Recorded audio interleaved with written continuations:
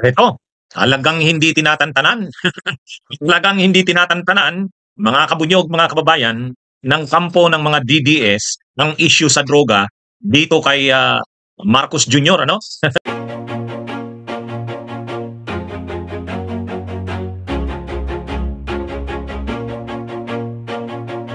Kung ano-ano ng mga issue tungkol sa droga ang ang binabato dito kay Marcos Jr. Hmm? Ano 'yan, mayroong pulburon video di umano.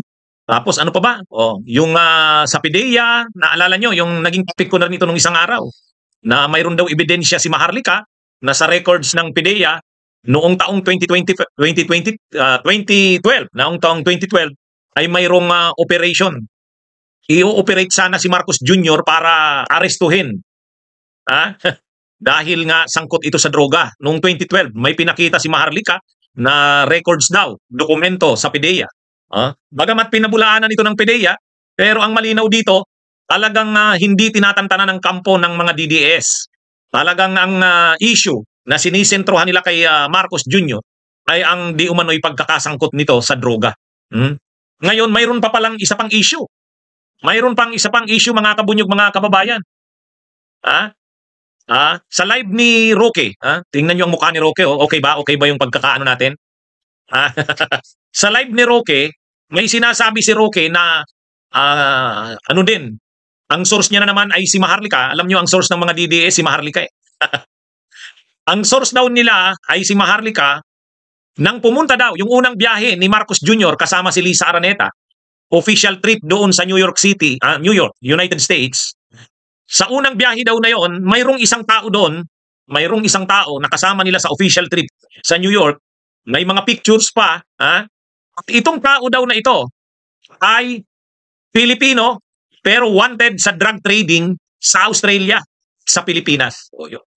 Yun ang sabi ni nila Roque. May pinakita daw na picture nito si Maharlika, hindi ko po napanood yan. Pero yan ang binabanggit ni Roque. Bakit daw kasama sa biyahe sa New York ang tao na to? Hindi naman nila pinangalanan. Itong tao daw na ito ay wanted sa Pilipinas at sa Australia sa drug trading, pagbibenta ng droga. Sa mga pictures daw ni Marcos nang nandun sa New York City kasama si Lisa Araneta, ang First Lady ng Pilipinas. Sa mga pictures doon, kasama itong tao na to na wanted sa drug trading. Kilalang tao. So, parang ini-insinuate o pinapalabas nila Roque dahil ba malapit itong kaibigan ni Marcos Jr. at ito ang nagsusupply sa kanya ng drugs? Yun ngayon ang ano. Yan naman ngayon ang issue nila. Ito, panoorin nyo mga kabunyog, mga kababayan. Talagang drugs ang paborito nilang pang-atake kay Marcos Jr. eh. Drugs. Kung ano-ano na yung issue na yan sa drugs eh. Yung pulburon video na hanggang ngayon hindi pa naman pinapalabas. Kasi kahit yung mga banateros na yun, sino ba yun? Yung mga vloggers ng DDS? Opening daw ng kanilang programa, pagsisimula ng programa nila,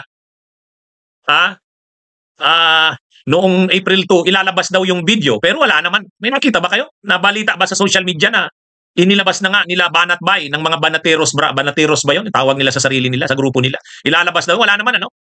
Si Maharlika naman may pinaputok nung isang araw, dalawang papel, dokumento daw galing sa PIDEA, patunay na noong 2012 daw ay i-ooperate sana si Marcos. Pinigilan lang. Pinigilan lang. May sa administrasyon ni Marcos, administrasyon ni Pinoy noong 2012, malakas din daw ang connection noon. Kaya hindi natuloy yung operation kay Marcos. Pero may record ang PIDEA noon. May record na talagang i-ooperate sana si Marcos Jr. noon. Yun ang sinasabi. Pero pinipulaanan nga yan ng PIDEA. Hindi daw totoo yung dokumento na yun. Fake daw yun. Ngayon naman, may bago na naman. Ang sabi naman ni Roque, mayroong kasama sa biyahe noon sa New York City. Sila Marcos Jr. at si Lisa Araneta. Tayo mga kabunyog, linilinaw ko hindi tayo kampi kay Marcos, hindi rin tayo dito kampi kila Roque. Pero kung ano lang ang mga issue nila, kinikwento ko rin sa inyo para alam natin. Alam nyo naman tayo, pag may mga ganyang issue tungkol sa kanila, pag-usapan din natin. Ito yung sinabi ni Roque. Ni Maharlika, na abay sa trip sa New York. Nung kauna-unahang trip sa New York ni Presidente at saka ni Lam, merong isang Pilipino na kasama sila na di umano ay wanted. Ewan ko kung nakuha nyo rin yung kanyang expose na ganito, no? Pero itong Pilipinong ito daw ay wanted para sa pangangalakal ng pinagbabawal na gamot. Hindi lang pala sa Pilipinas, abay pati sa Australia. So ang tanong na marami, bakit napakalapit doon sa larawan na yon itong tao nito kay Presidente at kay PBBM at kay Lam doon sa New York? Ang sabi nga ni Attorney Trixie Angeles. Ayan.